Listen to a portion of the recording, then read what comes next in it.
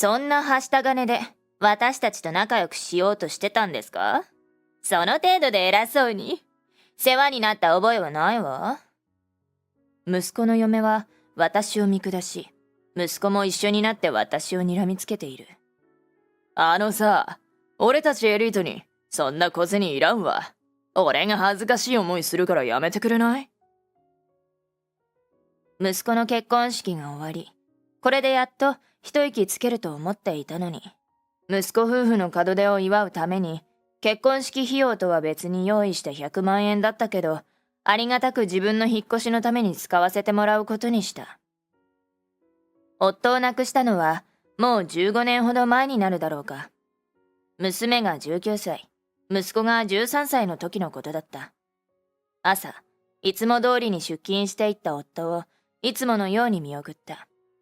子供たちの朝食や弁当の準備を終え、自分も出勤するために準備をしていた時、突然、けたたましい音を立てて、電話が鳴った。なんとなく嫌な予感がした。恐る恐る受話器を取ると、その予感は的中してしまった。夫は信号無視をした車に右側からものすごいスピードで衝突されたのだ。あまりにも強すぎる衝撃だったので、おそらく苦しむこともなかったと思います。気休めにもならない言葉だった。葬儀が終わった後、しばらくどこかに消えてなくなりたい気持ちでいっぱいだった。だが、私には残された子供たちがいる。いつまでもくよくよしている暇はなかった。なるべく気丈に振る舞い、仕事にもすぐ復帰した。夫が残してくれた生命保険金や相手からの賠償金があったから、実際はもう少しゆっくり心を休めることもできたのだが、できればそれらは子供たちのために取っておきたかったのだ。娘は私を心配して、就職はうちから通えるところにする。と言ってくれたが、娘にはやりたいことをやってもらいたかった。自由に、本当に自分がやりたいと思うことをやりなさい。と送り出し、うちから離れた会社に勤めることになり、そこで知り合った素敵な男性と結婚。今では2児の母である。そんな娘が結婚するとき、私は手つかずだった夫の保険金から結婚式の費用として200万、新婚旅行やその後の生活のために200万、合計400万円を渡した。こんなのいらないよ。お母さんの老後のために取っておきなよ。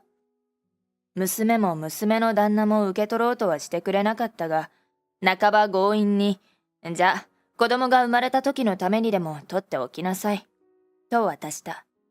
それ以降、娘たちはどこかへ旅行に行くと、必ずお土産を買ってきてくれるようになった。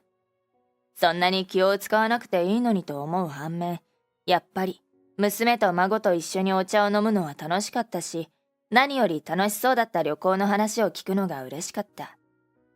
娘が幸せになっている傍ら、問題が多いのは息子の陽平の方だ。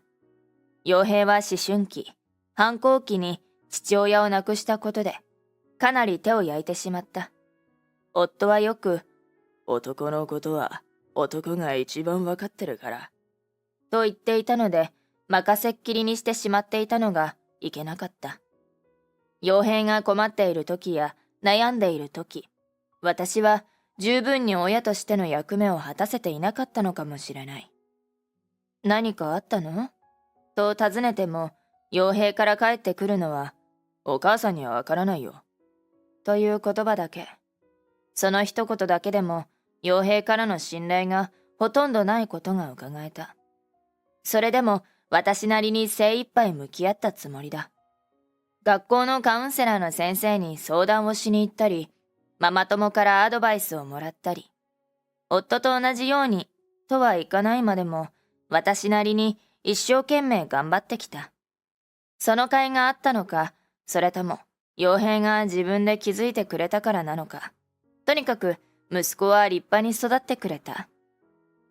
私立の有名進学校に進み、大学も有名な大学を卒業した。就職先は超一流企業で、私も鼻高々だった。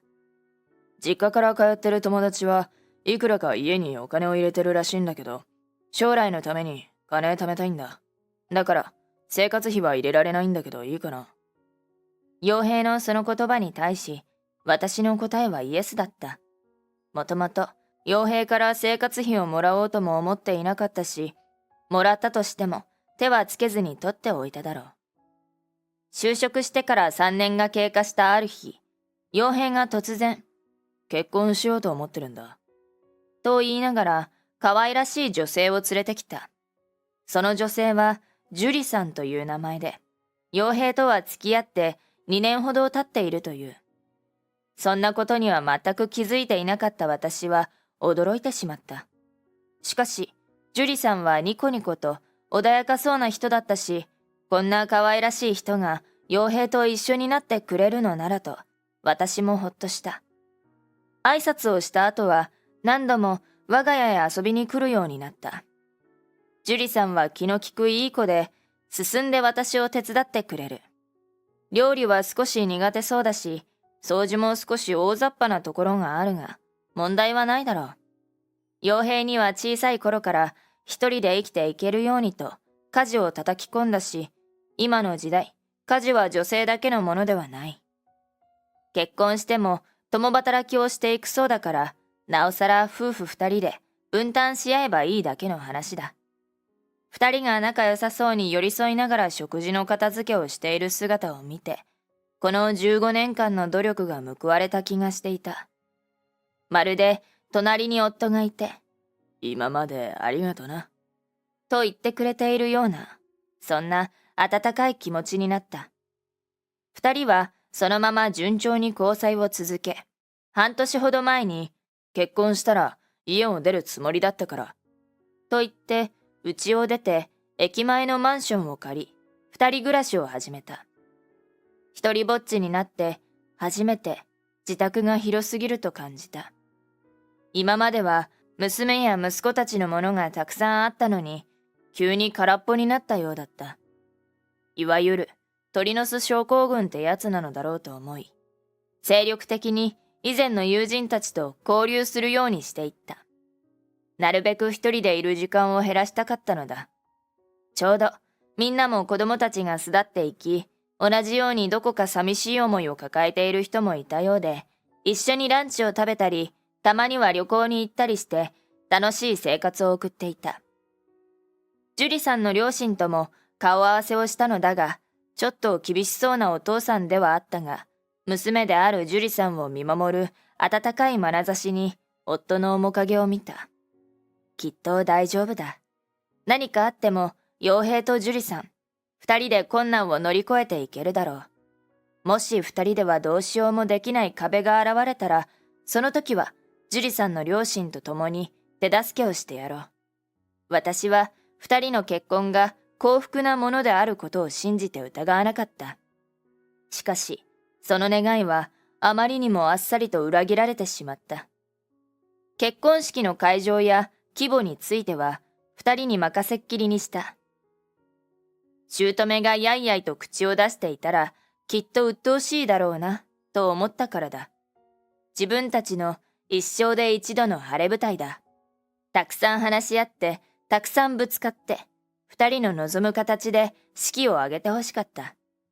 それでまた夫婦の絆が深まることも知っていたから。結婚式の招待状が届き、ほっとしたのも事実だが、これでやっと傭兵たちにご祝儀を渡すことができる。傭兵に休日にうちに来てほしいという連絡をして、結婚式の費用としての200万円を用意した。我が家へ二人揃ってやってきたので、封筒に入った200万円を手渡した。これ、結婚式の足しにして、きっと足りないだろうけど。差し出した封筒をおずおずと手に取るジュリさん。その場で中身を確認することはせず、深く頭を下げた。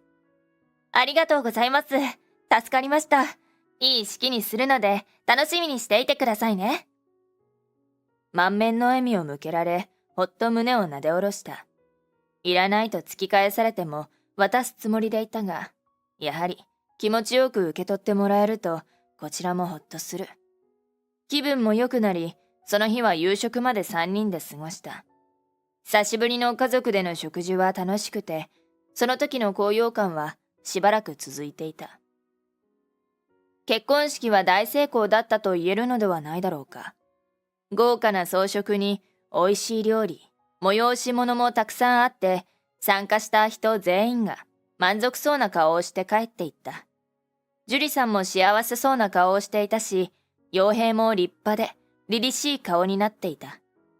これで私の母親としての役目は一旦終了した。あとは傭兵たちに残りの100万円を渡してしばらく長い旅行にでも行こう。なんてことを考えていた。結婚式から1週間が経過し、私はまた傭兵たちを呼び出していた。我が家へ入ってきた2人はいつもと変わらずニコニコと機嫌良さそうだった。少しだけ雑談をして、私はこの前と同じように封筒を2人の前に置いた。少しだけど新婚旅行の足しにでもして。2人が幸せそうで、お母さんも幸せだわ。これからも2人で仲良く支え合って生きていくのよ。笑顔を向けたのだが、2人はどこか満足のいっていないような顔をしていた。どうしたんだろうと思っていると、樹里さんが封筒を持ち上げて、その場で中身を確認した。マジか。また100万なんだけど。聞いたことがないくらい低い声で話す樹里さんに驚いたが、その言葉を聞いて深いため息をついた傭兵にさらに驚いた。あのさ、この前も100万だったじゃん。何？母さんにとって俺ってそんな安い存在なの？何を言われているのか全く理解ができなかった。安いだなんて思ったことはない。むしろ大事な息子たちだからこそ、こうして夫の保険金を使わずに取っておいたのに。きっとおろおろしていた顔が面白かったのだろう。樹里さんはプッと吹き出した。何ですかその顔。もう一度言いますね。正直、こんな金額もらっても困るんですよ。この前の結婚式の時にくれたのも200万でしたよね。あの結婚式、600万かかってるんですよ。200万なんかで足りると思いますか？普通、結婚式とか新婚旅行って、夫の親が出すものですよね。お母さん一人だから、この前は多めに見ましたけど、この金額では、さすがに受け取れないです。私を見下したような目で見ながら、すっと封筒を突き返してきた。俺らエリートだからさ、100万なんてあっという間に稼げちゃうわけ。別に母さんから100万ポッチもらっても、嬉しくもなんともないんだよ。それに、こんな金額じゃ、どこにも新婚旅行に行けないよ。樹里さんと同じように、私を見下したように見える傭兵。私は突然、目の前の2人が別の生き物のように感じてしまった。確かに、結婚式の費用を全額負担する家もあるかもしれない。でも、うちはこれが精一杯なの。足りないのは重々承知だけど、どうか受け取ってくれない？私の母親としてできる最後のことだから。もう一度封筒を2人の前に押したが、今度は樹里さんがそれを手で払いのけ、封筒は床に落ちてしまった。だから、そんなはした金いりませんってば。っていうか、そんな金額で母親としてできる最後のことだなんて、偉そうなこと言わないでくれません？そんなの、うちの夏のボーナス1回分ですよ。しかも、そんなはした金で、私たちと仲良くしようとしてたんですか？その程度で偉そうに。世話になった覚えもないわ。息子の嫁は私を見下し、息子も一緒になって私を睨みつけている。あのさ、俺たちエリートにそんな小銭いらんわ。俺が恥ずかしい思いするからやめてくれない？その言葉を聞いて、ふっと肩の荷が下りたような気がしていた。とにかく、そんな金額は受け取れないから、一旦俺らは帰るよ。また来るから、最後のチャンスだよ。次に来た時、母さんとの今後の付き合い方が決まるからな。二人は仲良さそうに手をつないで、私の前からいなくなった。ふう、とため息をつくと、次に笑いがこみ上げてきた。自分でも理解ができないほど笑い転げていた。直後に電話をかけてきた娘に、さっきまでの出来事を相談すると、もう構ってやる必要はない。縁を切りたいというのなら、そうしてやればいいとのことで、二人で長々と作戦会議をした。そこから1週間後、また傭兵夫婦がやってきた。こんにちはお母さん。今日はラストチャンスの日ですよ。ちゃんと用意してありますか？にやついた顔で私を見てくる樹里さん。この顔を見るのが今日で最後だと思うと、なんだかスッとした。座るように促すと、二人はドカッと音を立てて席に着いた。二人の表情は、おやつを待っているような子供のようにキラキラと輝いていた。きっと、私が二人と縁を切りたくないからと、金額を増やしているとでも思っているのだろう。二人には、お金は渡さないことにしました。私には、あれ以上出せるお金なんてないし、第一、金額で付き合い方を変えるような人たちと仲良くしたいとは思えないのよ。悪いけど、この前の100万も渡す気はないから。もちろん、孫にも会えなくて結構。あなたたちみたいな少年の曲がった人たちが育てた子供なんて可愛げがないだろうから会いたくもないわ。私の言葉に二人はすっかり固まってしまっていた。誰がおとなしくお金を渡すものか。そんなにポンポンと渡せるような大金持ちでもないのに、どうしてまだ絞り取れると思っているのだろうか。お母さん最低ですね。平気でそんなことを言えるような人。私も家族とは思えないです。もう二度と会うことはないですね。さよなら。一人で立ち上がり、玄関へ向かう樹里さん。慌てて立ち上がった傭兵に最後に声をかけた。あなたは本当にそれでいいのね。一生、樹里さんに尻に惹かれて、何もかも樹里さんに委ねて生きていくのね。私と樹里さんを交互に見ていた傭兵だが、覚悟を決めた顔で私を見てきた。母さんがそんなに性悪で、冷たい人だとは思わなかったよ。結局、母さんは俺のことなんて何も分かってない。残念だよ。そう言い残して、樹里さんの後を追うように出て行ってしまった。最後にきつい一言を言われてしまったが、これでもう思い残すことはない。私は早速行動に移すことにした。あれから半年ほどが経過し、私は一人で楽しい日々を送っていた。そんなところへ、久しぶりに傭兵から連絡があったのだ。助けてくれ。家賃も光熱費も引き落としができないとか、わけわからないことを言ってるんだ。督促状とか、催告状とか、裁判を起こすみたいなことも書いてあるし、なんで俺がこんなの払わなきゃいけないんだよ。普通、給料とかから勝手に引かれてるもんじゃないのか？もし来月払わなきゃ出ていけって言われてて、ここを追い出されたら会社が遠くなっちまう。なあ、母さん助けてくれよ。気が遠くなりそうだった。いくらいい大学を出て一流企業に勤めていたとしても、こういう社会の一般常識の部分が欠けてしまっていたのだ。樹里さんもいい大学を出ているようだったが、きっと傭兵と同じで勉強ができるだけの非常識人だったということだろう。自分で考えて、自分で何とかしたら？エリートなんだから、督促が来てもすぐに払えるでしょ。あれだけ単価を切って縁を切ったくせに、自分の都合が悪い時だけ連絡をしてくるのはやめてよ。冷たく言い放って電話を切り、そのまま着信拒否設定をした。後日、娘に傭兵から連絡があったことを聞いた。どうやら二人は給料を貯金するという頭は一つもなく、すべて自分たちでいいように使いまくっていた結果、貯金は0円。もちろん、家賃、水道、光熱費なども払えず、強制退去になってしまったようだ。いくらなんでも、共働きで払えないなんてことないだろうと思ったのだが、聞かされた電気代に目玉が飛び出るかと思ってしまった。なんと、二人の電気代は1ヶ月で普通の3ヶ月分くらいかかっていたのだ。電気代だけではない。ガスや水道も。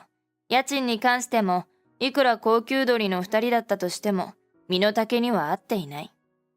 あの後、二人は樹里さんの両親にも金の無心に言ったそうだが、常識人の両親にも言い訳は通用せず、むしろ、うちも縁を切らせてもらう。二人で何とかしてみろと追い払われてしまったそうだ。もしかしたら、我が家にも言ったのかもしれない。だがすでに、そこには知らない家族が住んでいる。半年前に、二人と縁を切ってすぐに、娘の旦那に相談し、あの家は売却してしまっていたのだ。私は、傭兵たちに渡すはずだった100万と、家を売却したお金で、駅前のシニア向けマンションを購入し、そこで穏やかに暮らしている。たまに来る娘家族と遊んでいるだけで十分だ。傭兵たちが今どこにいるのか、私たちは誰も知らない。警察から連絡が来ていないということは、そういう目にもあっていないし、そういうこともしていないということだろう。あんな風にお金を要求されていなければ、今でも娘夫婦たち同様の付き合いがあっただろうが、今となっては考えても仕方のないことだ。どうか自分たちの過ちに気づき、誰に迷惑をかけることなく、精一杯生きていってほしいと思う。